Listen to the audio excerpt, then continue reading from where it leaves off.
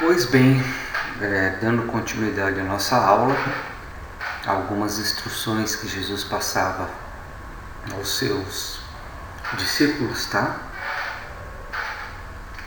Algumas instruções. Bom, evitai orar demasiadamente para vós próprios. Orai mais para o progresso espiritual dos vossos semelhantes. Evitai a prece materialista. Orai em espírito e para a abundância das dádivas do espírito. Muitos recorrem à prece apenas quando estão em dificuldade. Essa prática é imprudente e enganosa. E vejam que é bastante atual também, né?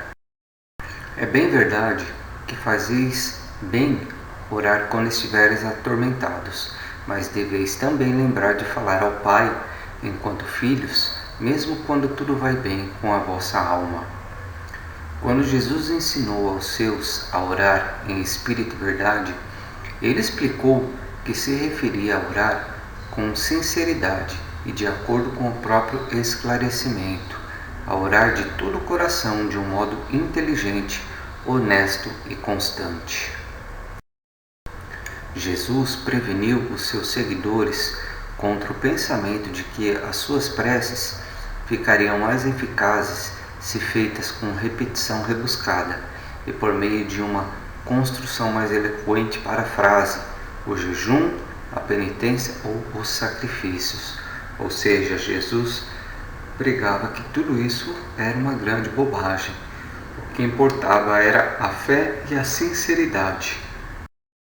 A cura do leproso, um episódio que ocorreu na vida de Jesus. Quando Jesus passava em uma estreita rua, ao passar pela cabana de um certo leproso, o homem afligido, tendo ouvido sobre a fama de suas curas, ajoelhou-se diante dele dizendo: Senhor, se apenas quisesse, poderia limpar-me. Ouvi a mensagem dos teus instrutores, eu gostaria de entrar no teu reino se fosse purificado. O leproso falou desse modo porque entre os judeus os leprosos haviam sido proibidos até mesmo de frequentar a sinagoga ou aderir à adoração pública. Jesus, vendo sua aflição e ouvindo aquelas palavras, teve seu coração humano tocado, e quando Jesus passou seus olhos sobre ele, o homem caiu com o rosto no chão em adoração. E Jesus estendeu sua mão, tocando-o, e disse: Sim, eu quero, seja purificado. E imediatamente ele foi curado, e a lepra não o mais afligia. Essa cura do leproso foi o primeiro assim chamado milagre feito de modo intencional e deliberado por Jesus até esse momento. Esse era um caso verdadeiro de lepra. Jesus pediu ao homem que nada dissesse a ninguém, porém o pedido foi em vão, e logo uma multidão procurava Jesus pedindo ajuda. Jesus explicou claramente aos seus apóstolos que os seres intermediários, extraviados e rebeldes seriam em breve colocados sob o controle assim que ele voltasse ao Pai, e assim não poderiam mais possuir os mortais de inteligência mais débil ou de mente perversa. Aqui cabe uma explicação, tá? Nessa época, antes da celebração de Pentecostes, que eu vou explicar mais para frente, muitas almas errantes andavam livremente e essas almas elas influenciavam muito na vida das pessoas de mente fraca, tá? Realmente haviam algumas possessões. Hoje não existe mais, mas naquela época havia sim. Uma nova escola de profetas. Pedro, Tiago e André formaram um comitê indicado por Jesus para admitir candidatos à escola evangelista. Todas as nacionalidades do mundo romano, até mesmo da Índia, estavam representadas entre os estudantes. Era uma escola voltada ao aprender e fazer, e cada um dos professores ensinava segundo a sua própria visão sobre o reino. Hospital em Betsaida. Ao lado do acampamento principal e com uma assistência de mais de 50 pessoas, um médico sírio organizou e conduziu o que deveria ser chamado como o primeiro hospital do reino. Jesus visitava esses doentes pelo menos 3 vezes por semana mas sabemos que nenhum ato sobre-humano ocorreu nessa época, apesar das pessoas terem saído bem melhor ou até curado dessas enfermarias. Então vejam como era grande a organização de Jesus e seus apóstolos. Isso se estendia a vários e vários colaboradores, né? E a coisa toda tomou uma proporção muito grande. Muitas dessas curas efetuadas por Jesus, de fato, assemelhavam-se a milagres. Contudo, foi indicado a nós que se tratava apenas da transformação da mente e do espírito, tais como as que podem ocorrer na vivência de pessoas em expectativa e dominadas pela fé, quando estão sob a influência imediata e inspiradora de uma personalidade forte, positiva e benéfica, cuja administração expulsa o medo e põe fim à ansiedade. Então, muitas questões aí de ansiedade desde aquela época. O propósito da aflição. A aflição existe potencialmente do mal, mas grande parte dela foi produzida pelo pecado e pela iniquidade. O Pai não envia a aflição como forma de uma punição arbitrária para o erro. As imperfeições e as limitações do mal são inerentes ao mesmo. A punição para o mal é inevitável.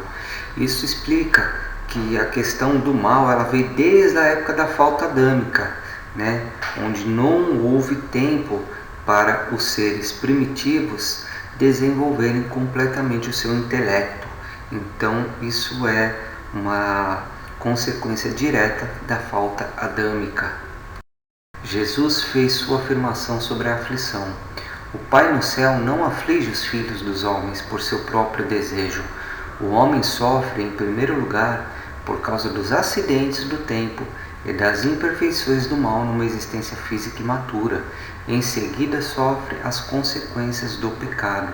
Isso também faz referência à lei universal da materialidade. A partir do momento que a gente materializa nesse planeta ou em qualquer outro, tudo pode acontecer, porque não é mais espiritual, é material, né? Então os acidentes e por consequência o sofrimento é inevitável. A atitude do povo. Jesus compreendia a mente dos homens. Ele sabia o que estava no coração do homem, e caso seus ensinamentos tivessem sido mantidos como ele o apresentou, tendo como única inspiração sua vida terrena e não sua trágica morte, como evidencia a religião atual, todas as nações e religiões do mundo teriam mais do que depressa abraçado o Evangelho do Reino. Então, mais uma vez, né, o foco aí está errado, né? Até hoje se foca o sofrimento de Jesus e sua morte na cruz, né? E pouco ou quase nada se fala da maravilhosa vida que ele teve, né? Dos lugares onde ele passou e a mensagem que ele deixou. Os esforços bem intencionados dos primeiros seguidores de Jesus de restabelecer seus ensinamentos de modo a torná-los mais aceitáveis para outras raças e nações apenas resultou em tornar esses ensinamentos menos aceitáveis para todas as outras. Num esforço para fazer com que os ensinamentos de Jesus fossem notados mais favoravelmente por certos grupos, o apóstolo Paulo escreveu muitas cartas de instrução, né? Então nós temos aí as cartas de Paulo, né? Que o pessoal mais católico conhece, né? Só que isso não foi uma boa ideia, porque tirou um pouco do foco daquilo que Jesus pregava, né? E Paulo acabou favorecendo essa ou aquele grupo, né? Para poder convencê-los, né, a adotar o cristianismo, né? E isso deturpou um pouco a mensagem original que Jesus pregava. Outros instrutores do Evangelho de Jesus fizeram também assim, mas nenhum deles imaginou que esses escritos fossem reunidos e incorporados aos ensinamentos de Jesus. E assim, ao mesmo tempo que o chamado cristianismo contém mais do Evangelho do Mestre do que qualquer outra religião, ele também contém muita coisa que Jesus não ensinou. Então, mais uma vez eu falo, se for seguir os ensinamentos aqui do livro de Urântia, então temos dito que apenas Assim, o livro dos Salmos são as palavras que mais chegam perto, chegam próximo daquilo que Jesus pregava. O esforço de que Jesus foi o Filho cujo sacrifício satisfaria a justiça severa do Pai e apaziguaria a ira divina foram um esforço criado para tornar o Evangelho do Reino mais aceitável aos judeus descrentes, para o povo daquela época, né? O segundo grande engano dos seguidores do Mestre e as gerações posteriores foi de organizar os ensinamentos cristãos sobre a pessoa do Mestre, ou seja, né, todos que vieram depois, eles focaram a vida de Jesus, né, Jesus como uma deidade e não a mensagem de Jesus sobre o reino de Deus. Essa ênfase exagerada da personalidade de Jesus colaborou para obscurecer os seus ensinamentos. Não é nossa intenção diminuir a pessoa de Jesus, mas não gostaríamos de possibilitar que essa consideração eclipsasse a sua vida inspirada na sua mensagem salvadora, que é a paternidade de Deus e a fraternidade entre os homens. Os instrutores da religião de Jesus deveriam tentar uma aproximação de outras religiões, mas por meio de um reconhecimento das verdades comuns e abstendo-se de colocar ênfase nas diferenças. O mais surpreendente e revolucionário aspecto da missão de Jesus na Terra foi sua atitude para com as mulheres. Numa época e geração em que um homem não devia cumprimentar em local público, nem mesmo sua própria esposa, Jesus ousou levar mulheres como instrutoras do Evangelho. Numa geração apenas, Jesus retirou as mulheres do esquecimento desrespeitoso e liberou-as da lida escravizadora dos tempos. E uma coisa vergonhosa na religião, a qual presumiu levar o nome de Jesus, é que a ela faltou coragem moral para seguir esse nobre exemplo posteriormente nas suas atitudes. Eu acho que todos sabem qual é a religião que está sendo explícita aqui, né? Até porque não existe papisa, né? Só existe papa, né? Então aí você já vê, né? Ele era livre de preconceitos religiosos e jamais demonstrava intolerância. Ele ousou ensinar que as catástrofes da natureza, os acidentes do tempo e outros acontecimentos calamitosos não são visitação do julgamento divino, não é a ira de Deus. A hostilidade dos líderes religiosos. A ira é uma manifestação material que, de um modo geral, representa a medida do fracasso da natureza espiritual de conquistar, a um tempo, o controle das naturezas intelectual e física. A ira indica a vossa falta de amor fraterno tolerante, somada à vossa falta de autorrespeito e autocontrole. Isso estava sendo dito por conta do conflito entre Jesus, seus apóstolos e seguidores com os membros religiosos judeus. A ira exaure a saúde, degrada a mente e limita a atuação do espírito que instrui a alma do homem. A lição sobre contentamento. Simão perguntou ao mestre por que algumas pessoas são muito mais contentes e felizes do que outras. Jesus disse: Simão, algumas pessoas são naturalmente mais felizes do que as outras, e tudo depende muito e bastante mesmo da disposição do homem de ser conduzido e dirigido pelo Espírito do Pai. Grande parte da tristeza do homem advém do desapontamento com suas ambições e orgulho ferido. Jesus dificilmente considerava esse mundo um vale de lágrimas.